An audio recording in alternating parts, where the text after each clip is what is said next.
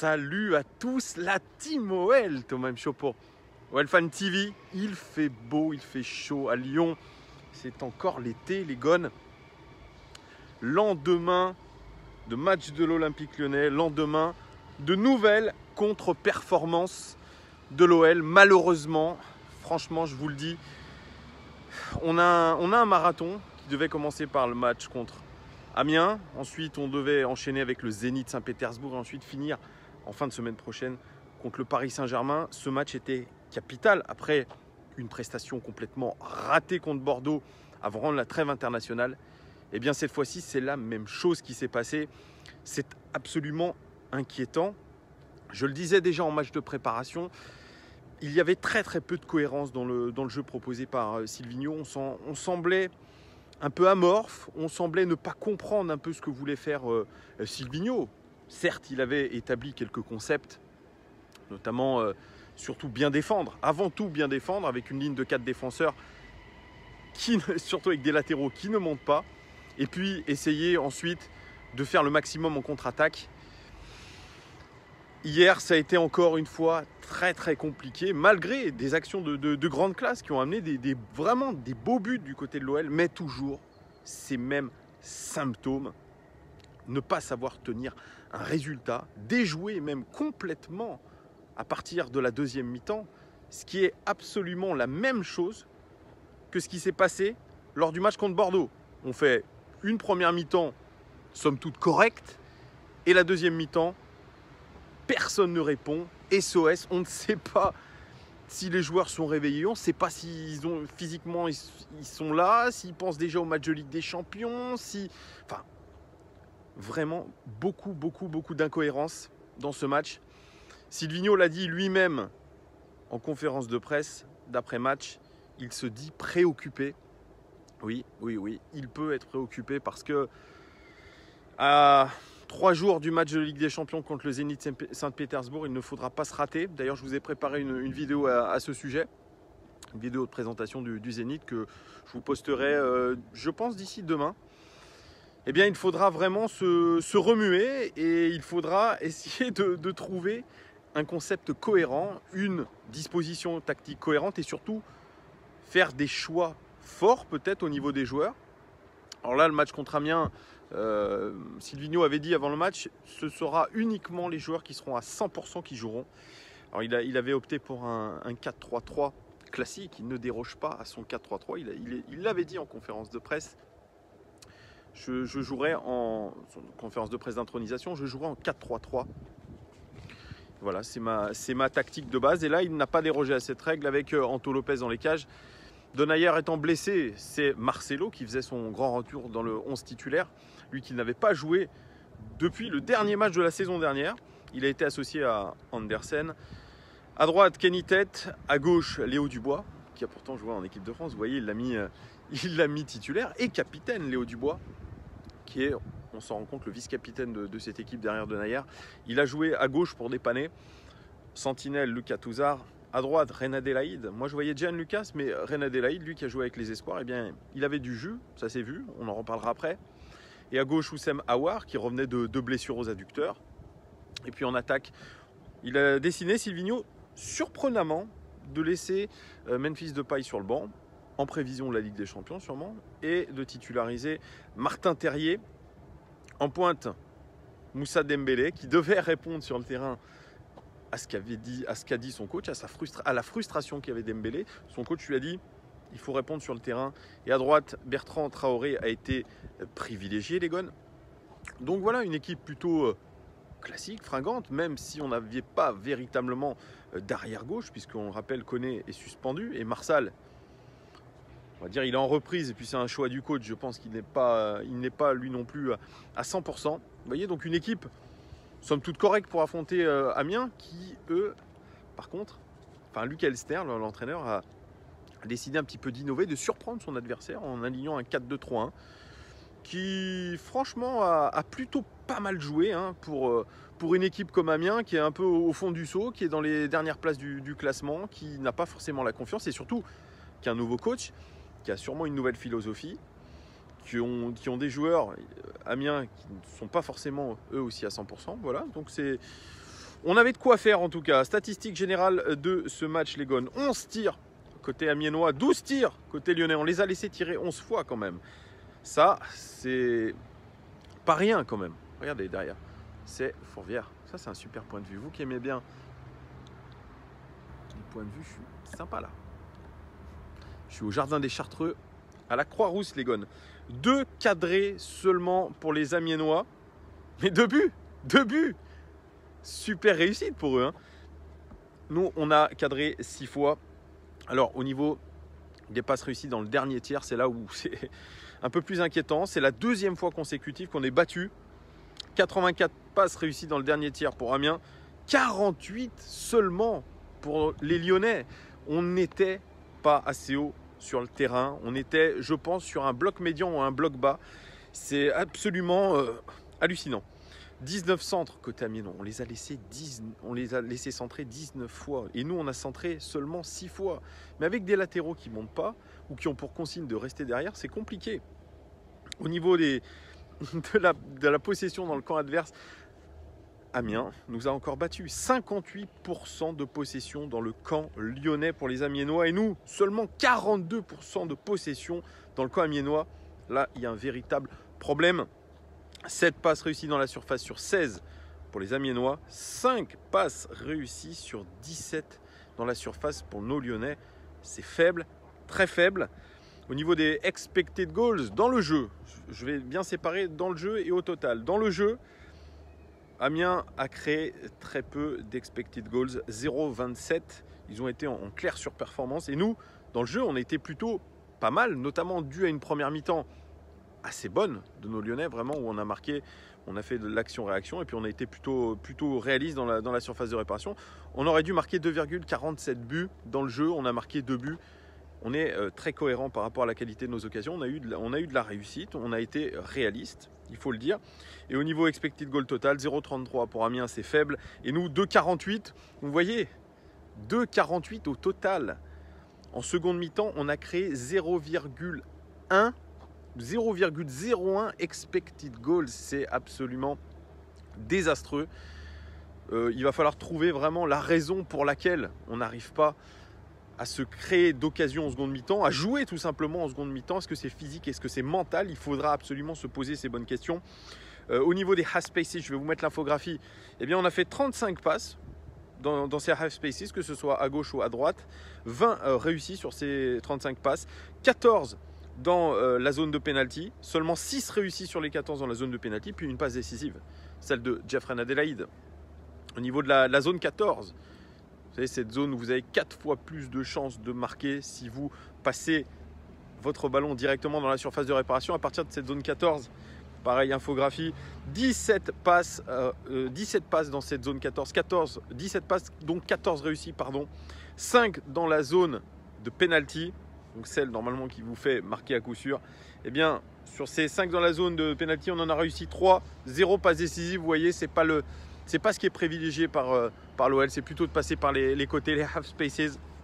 Au niveau de la formation, je vous l'ai dit, 4-3-3, mais au niveau de la position moyenne des joueurs sur le terrain, c'était finalement un 2-3-4-1 dans les faits. Alors, celui qui a fait le plus de passes, c'est Marcelo. Celui qui crée le plus d'expected goals dans le jeu, c'est Oussem Aouar hier. Celui qui fait le plus de passes dans les zones dangereuses, c'est Kenny Tete. Celui qui a fait le plus de passes, qui a reçu le plus de passes dans les zones dangereuses, c'est Oussem Aouar. Celui qui porte le ballon dans des zones dangereuses, c'est Marcelo. C'est celui qui a plus porté le ballon. Et j'en reparlerai de Marcelo qui a été pour moi très bon. Et celui qui était le plus central, eh bien c'est Marcelo. Finalement, c'est peut-être l'un des Lyonnais d'hier soir. Mais ça, je vais en reparler. Anto Lopez, on fait l'analyse individuelle. On commence avec Anto Lopez. Anto Lopez, malheureusement, il n'a pas pu nous sauver sur l'égalisation de Mathieu Bodmer, ancien lyonnais, les Gones. D'ailleurs, les 2 buts sont des 2 anciens lyonnais, que ce soit Jallet ou que ce soit Bodmer. Ça, c'est encore un coup du sort. Je crois qu'on se fait avoir régulièrement par les anciens lyonnais. C'est ça qui fait flipper. C'est le karma, les Gones. C'est le karma, les Gones.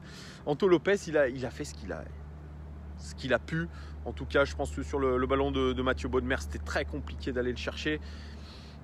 Voilà, il a, sur le peu d'occasions d'Amiens, Il a essayé d'être vigilant. Après, sur le coup franc de Jallet, c'est Andersen un petit peu qui le gêne.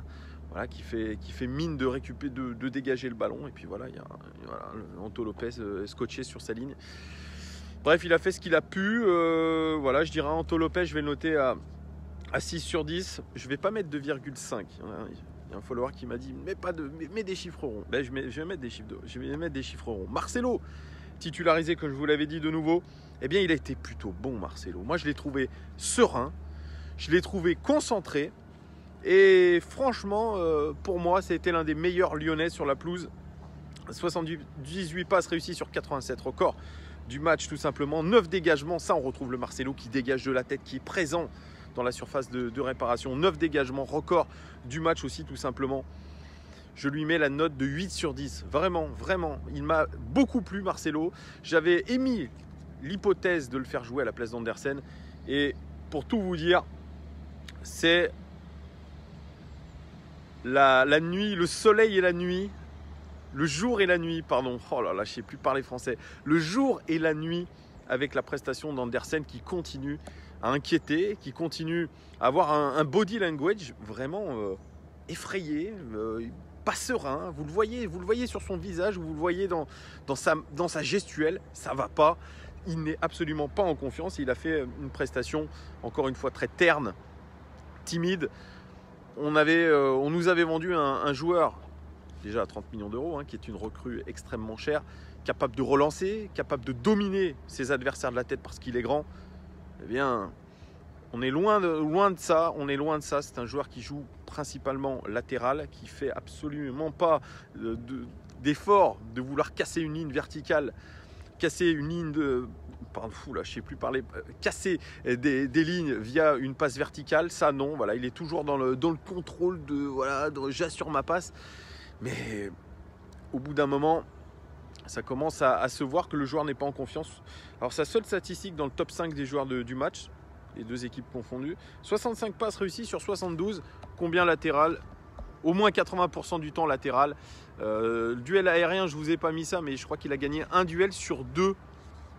Donc il a fait 2 duels aériens. C'est Marcelo qui a... Voilà, c'est Marcelo qui a tout pris de la tête. Bon bref. Donc Marcelo défendait pour 2, si je comprends bien. Voilà. On a vu à un moment donné Andersen faire un dégagement. Lopez lui est tombé dans les bras comme s'il lui disait « Tu vois, t'en es capable !» On sent que le joueur vraiment a le moral dans les chaussettes, la confiance dans les chaussettes. Ça ne me rassure pas avant la Ligue des Champions. Est-ce que, je le répète, Silvinho ne doit pas faire un choix fort et mettre Andersen sur le banc? Moi, je serais lui, je le mettrais sur le banc. Je le note à 4 sur 10, Andersen, qui ne m'a pas du tout plu, pas du tout rassurant. Bref, il va falloir qu'il se réveille. Léo Dubois titularisé à gauche une nouvelle fois parce que voilà, on est dépouillé à gauche. 10 ballons récupérés pour lui, c'est le record du match tout simplement et 4 dégagements. Mais il a fait le job, Léo Dubois. Il n'est pas beaucoup monté sur son côté. Il est monté peut-être la seule fois quand Jeffrey Adelaide a fait son geste de classe. Mais il est très très peu monté comme le veut Silvinho. Mais il a très bien défendu. 10 ballons récupérés, c'est très bon. Il a charbonné. Il a fait ce qu'il a pu. Parce que c'est pas son bon côté, c'est pas son bon pied. Mais il a bien dépanné le capitaine lyonnais. Je lui mets la note de 6 sur 10 à Léo Dubois. Kenny Ted qui est titularisé à droite. Il a fait le job mais sans plus. Voilà, il n'a pas été non plus très en vue. 3 dégagements seulement pour lui dans le top 5 des joueurs du match. Voilà, c'est peu au niveau des statistiques. Il a fait ce qu'il a pu, mais voilà, moi je ne l'ai pas trouvé grandiose non plus. Je lui mets la moyenne, 5 sur 10. Lucas Touzard, on passe au cas Touzard. 8 ballons récupérés, 5 tacles réussis sur 6. 6 fautes commises, record du match tout simplement. Lucas Touzard, malgré des statistiques défensives plutôt correctes, il a semblé perdu sur le terrain. Pour un joueur qui a dit en conférence de presse d'avant-match qu'il se sentait le joueur technique qu'on recherchait, non, là vraiment, le Lucas Touzard de Monaco et d'Angers, c'est terminé. Franchement, je pense que c'est ses meilleures prestations de la saison. Une en tant que relayeur, une en tant que sentinelle contre Angers. Mais alors là, la catastrophe. Des ballons perdus à tir larigot, incapable de jouer vers l'avant, beaucoup de fautes. Parce que c'est vrai, il fait l'essuie-glace au milieu de terrain, il essaye de couvrir les zones où il n'y a personne, il essaye de récupérer ce que ne font pas ses coéquipiers, parce que Aouar et Reine Adélaïde, ils n'ont pas beaucoup défendu. Ils n'ont pas beaucoup défendu, donc ça c'est à sa décharge. Ça c'est à sa décharge.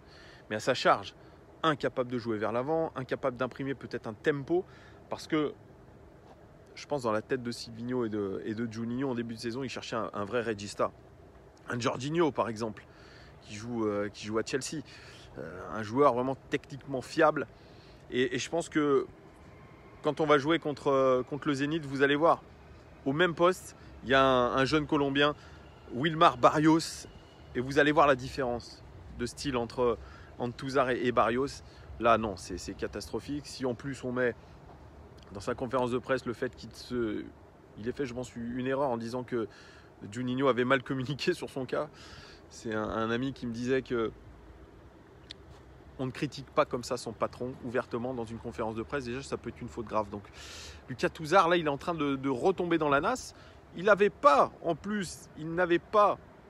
de compétition européenne. Il n'avait pas de sélection puisqu'il ne peut plus être sélectionné en espoir. Donc, il avait tout le loisir de travailler et de se reposer pendant cette trêve internationale.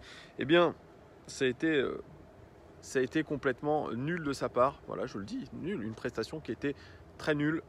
Je lui mets 3 sur 10 à Lucas Touzard, mais je le répète, 8 ballons récupérés, 5 tacles réussis sur 6. C'est pas dégueulasse non plus. Mais voilà, il doit être beaucoup plus conquérant au milieu de terrain. Et quand il a le ballon, essayer de l'exploiter au mieux. Là, c'était perdu complètement sur le terrain et peut-être physiquement délicat aussi pour lui. Oussem Aouar, titularisé un petit peu, peut-être pas surprise, mais quand vous avez été blessé, on annonce 3 semaines d'arrêt et qu'au final vous êtes là au bout de 2 semaines et titulaire en plus. Voilà, on peut se poser un petit peu des questions. Il a souvent des pépins, Oussem Aouar, lui qui avait bien débuté la saison, mais après le mois d'août a été très très irrégulier. 11 passes réussies dans le dernier tir sur 13. Record côté lyonnais dans ce match, une interception et 2 fautes subies. Ce sont des statistiques très moyennes pour Oussem Aouar qui n'a pas pu se démarquer dans ce match, encore une fois, qui n'a pas été bon. On sent que c'est un joueur qui revient de blessure, on sent que c'est un joueur qui n'est pas forcément en confiance. On sent aussi que c'est un joueur qui n'est pas forcément à son bon poste. Moi, j'avais soumis l'hypothèse de le voir plutôt à la place d'un Lucas Touzard en sentinelle, pourquoi pas, dans ce poste de regista, parce qu'il est capable de récupérer des ballons, il est capable de distribuer le jeu. Mais là, il a semblé un peu perdu sur son côté gauche, manque de jus. Alors, il a fait une frappe dans le match, mais alors c'est une frappe de poussin. Hein. Faut pas se mentir non plus. Hein. La frappe de balle, il va falloir la bosser. Hein. C'est pas parce qu'il a marqué contre Angers, il n'y avait pas de gardien dans la cage. Mais alors là, il va falloir bosser le physique un petit peu, Oussem Aouar. Il va falloir bosser un petit peu tout parce que c'est un match encore une fois très terne. Je lui mets la note de 4 sur 10, même pas la moyenne à Oussem Aouar, même si je vous l'ai dit. C'est celui qui a reçu le plus de passes dans des zones dangereuses. Il était bien placé, mais il n'a pas su exploiter tout ça. Jeff Reine Adélaïde, notre recrue star, si je puis dire, parce que recruté à prix d'or, 25 millions d'euros, 5 millions de bonus, je crois. Et ben, il a fait, lui, un très bon rassemblement espoir, où il a été très très bon avec les espoirs, très remuant. Et il a montré tout son talent sur une ou deux actions, notamment sur cette passe décisive pour Moussa Dembélé. Magnifique, un dribble incroyable et un super centre très très précis pour Jeff Reine Adélaïde. Au niveau des statistiques, c'est 2 duels réussis sur 2 records côté lyonnais dans ce match, 2 interceptions, record côté lyonnais dans ce match, 3 fautes subies, record du match et une passe décisive. Il a fait plutôt un bon match jusqu'à sa sortie, assez remuant dans ses prises de balles. On sent qu'il est intéressant, on sent qu'il a du talent ce joueur, mais j'ai du mal à savoir où il se situe sur le terrain. C'est un relayeur, il se projette beaucoup, il est capable de récupérer un peu de ballon, mais ce n'est pas son point fort.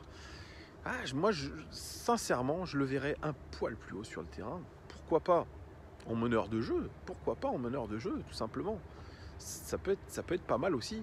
C'est un joueur qui est capable d'être un électron libre, je pense, du milieu de terrain. Je pense qu'il est mal exploité. En tout cas, ce sont ses premiers matchs à l'OL, mais il est mal exploité. Il a un talent incroyable, mais lui-même, je pense qu'il ne sait pas trop où il est le plus fort. Est-ce que c'est sur un côté? Est-ce que c'est dans l'axe du terrain? Est-ce que c'est en tant que... Il ne sait pas. Mais quand on aura exploité au maximum ses qualités et trouver une position idoine sur le terrain pour lui, je pense qu'il pourra donner quelque chose. En tout cas, sur ce match-là, il a été bon. Il était dans la lignée de ses performances avec la sélection Espoir. Et tant mieux, c'est de bon augure pour nous. Je lui mets la note de 7 sur 10 à Jeffrey Adélaïde, qui s'est quand même bougé sur le terrain, et c'est de très bon augure par rapport à la Ligue des Champions. Je continue avec Martin Terrier qui avait l'occasion lui aussi de se montrer. Il n'est pas souvent titulaire. En début de saison, il craignait un petit peu pour son temps de jeu. Eh bien, Martin Terrier, il a alterné le moyen et le pas bon. Il a eu 2 occasions face à face avec Régis Gürtner. Il a raté. Lui qu'on appelle le chirurgien, il n'est pas du tout en confiance. Physiquement, je pense que ça tire aussi. Ce virus des oreillons lui aura causé beaucoup de tort. Parce qu'il a fini la saison dernière en trombe. Et là, on sent que même, je vous parle beaucoup de body language, de ce qu'il dégage. Je trouve qu'il ne dégage pas quelque chose de très très positif. On sent que vraiment, il se cherche. Alors, est-ce que aussi le côté gauche, c'est une position préférentielle pour lui? Je ne crois pas. Lui, je crois que c'est un joueur d'axe. Pareil, que ce soit en meneur de jeu, je pense qu'il pourrait jouer lui aussi en meneur de jeu parce qu'il a une belle qualité de passe, une belle vision du jeu et il pourrait jouer attaquant de pointe, mais en attaquant de pointe nous avons un monstre actuellement, donc c'est pas possible. Martin Terrier, je suis pas sûr qu'il ait marqué quand même beaucoup de points, 2 passes clés pour lui, ce que je vous disais, une bonne vision du jeu, c'est le record côté lyonnais dans ce match, un duel réussi sur 5, c'est très peu. Ouais, c'est là où le bas blesse, 3 tacles réussis sur 4, 2 interceptions, il a fait le job défensif. Mais offensivement, il a chié dans la colle. Voilà, le face-à-face qu'il a, le deuxième avec Gürtner, il doit la cadrer. Ce piqué qui va à côté de la cage, ce n'est pas possible. Je lui mets la note quand même de 5 sur 10, la moyenne, par rapport à sa contribution défensive. Mais il va falloir lui aussi qu'il se retrouve. On en aura besoin quand même de Martin Terrier. Je passe à Bertrand Traoré. Bertrand Traoré qui était l'un des attaquants quand même les plus remuants une nouvelle fois. 2 passes clés pour lui, record côté lyonnais dans ce match, une passe décisive, une belle passe décisive, un bel enroulé pour Moussa du pied gauche. Il a souvent bien accéléré dans la surface de réparation adverse, il a provoqué. Malheureusement, il n'a pas encore eu beaucoup de réussite. On attend ce but pour Bertrand Traoré. Un centre réussi sur 3, record côté lyonnais dans ce match, mais le centre réussi, c'est pour Moussa Dembélé. Voilà, la passe décisive. Donc il va falloir aussi qu'il règle la mire. Un duel réussi sur 4, ça, c'est pas terrible. 3 fautes subies, c'est parce que c'est le record du match, tout simplement. C'est parce que, voilà, quand il est balle au pied, il accélère. Bertrand Traoré, il y a des étincelles quand il est en feu, il y a des étincelles quand il court. Il est capable de déstabiliser une défense, mais pareil, après, vous dites, ouah, il y a quelque chose qui va sortir de ses pieds. Puis, ah non. Bertrand Traoré, pour sa contribution défensive et offensive, il a fait un match plutôt complet. Je lui mets la note de 7 sur 10. Oui, 7 sur 10 pour Bertrand Traoré. Et puis je finis par Moussa Dembélé. Pas de statistiques dans le top 5 des joueurs de ce match, par contre 2 buts. 2 buts quand même costauds. Placé là où il fallait. C'est un monstre dans la surface de réparation, Moussa Dembélé. Il a ce réalisme. Rappelez-vous, c'est le meilleur buteur 2019 français derrière Mbappé dans le championnat de France. C'est énorme, tout simplement. Il a des statistiques qui sont très très bonnes. Il en est à 5 buts en championnat. C'est le meilleur buteur du championnat en attendant la journée d'aujourd'hui et de demain de Ligue 1. Mais il fait un très très bon début de saison. Silvino lui avait demandé de répondre sur le terrain à sa frustration. Il a répondu parfaitement et ça montre bien aujourd'hui qu'on ne peut pas se passer d'un Moussa Dembélé à la pointe de l'attaque. Il a progressé. Il est surtout un vrai tueur maintenant. Le niveau d'après, le stade d'après, c'est la Ligue des Champions. Ça, c'est un vrai révélateur pour un joueur. C'est là où on va voir s'il a vraiment passé un cap, les gones. Ça me permet d'enchaîner un petit peu sur l'avenir. Le match de Ligue des Champions, il sera très compliqué. On va tomber face à une équipe solide. Mais je vous laisse regarder ma prochaine vidéo de présentation du Zénith. Mais là, je suis un petit peu inquiet. Je suis inquiet déjà depuis les matchs de préparation. J'ai l'impression que c'est en train de tirer physiquement, d'une part, mentalement, deuxièmement. Mais je pense que c'est lié. C'est lié un petit peu les deux.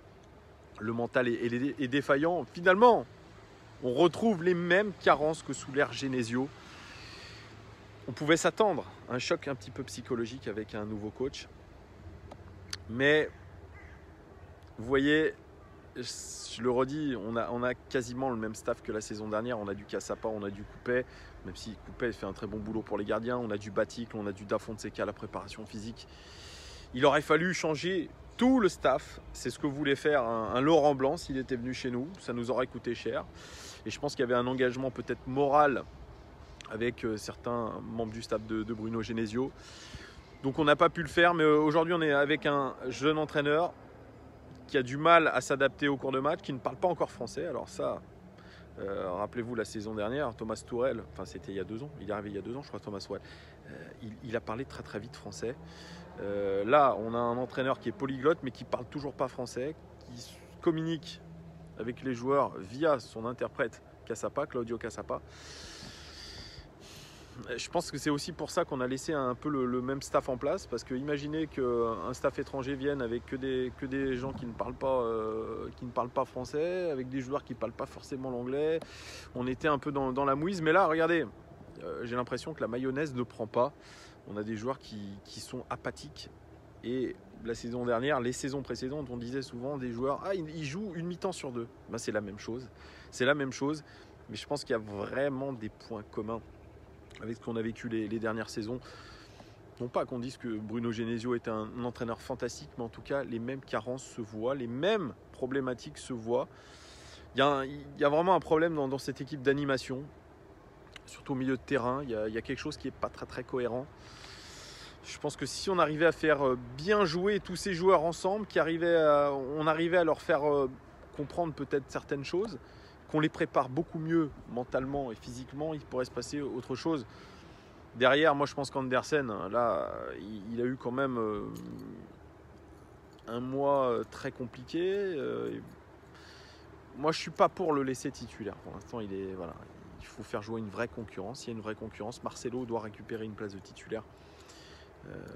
On doit faire jouer cette concurrence au milieu de terrain. Lucas Touzard, je pense qu'il a perdu beaucoup de points lors du match contre Amiens. Thiago Mendes va revenir. Et il faut trouver cette solution avec Thiago Mendes. Alors, est-ce qu'on doit le mettre en sentinelle? Est-ce qu'on doit le mettre relayeur? Il y a beaucoup de choses vraiment à changer.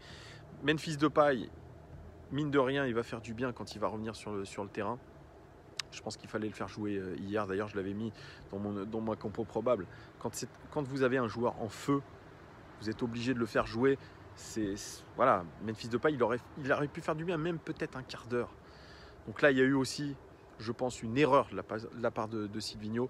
Il doit se remettre en question. Mais en a-t-il les moyens? En a-t-il les possibilités? Je crois qu'il est en plein doute. C'est les premières difficultés de sa jeune carrière d'entraîneur. Rappelez-vous Thierry Henry. Ça a été un formidable joueur, mais à Monaco, il est tombé dans la nasse. Et assez rapidement. Et j'ai un peu peur que s'il y ait une contre-performance contre le Zénith et ensuite contre le Paris Saint-Germain, l'avenir s'assombrisse pour Silvinho. On n'en est pas encore là, en tout cas on ne le souhaite pas. Et je pense que si Silvinho tombe dans la nasse, je crois que Juninho lui aussi va perdre un petit peu de crédibilité, parce que c'est lui qui a pris la responsabilité d'engager Silvinho. Voilà, on est absolument pas en confiance, les Gones. On n'arrive pas à tenir des matchs en plus, comme la saison dernière, pas à tenir le résultat. On a une équipe du Zénith qui arrive solide, avec des principes de jeu établis, avec une confiance absolue en son coach et dans sa manière de jouer. Ça va être compliqué les Gones. Voilà, dites-moi en commentaire, les Gones, ça fait 28 minutes que je vous parle, vous êtes peut-être saoulés. Dites-moi ce que vous avez pensé de ce match, qui vous avez aimé, qui vous avez détesté, qu'est-ce qui se passe à l'OL. Dites-moi tout en commentaire, les Gones. Je vous remercie vraiment de votre fidélité, vos pouces, vos likes, vos abonnements, tout.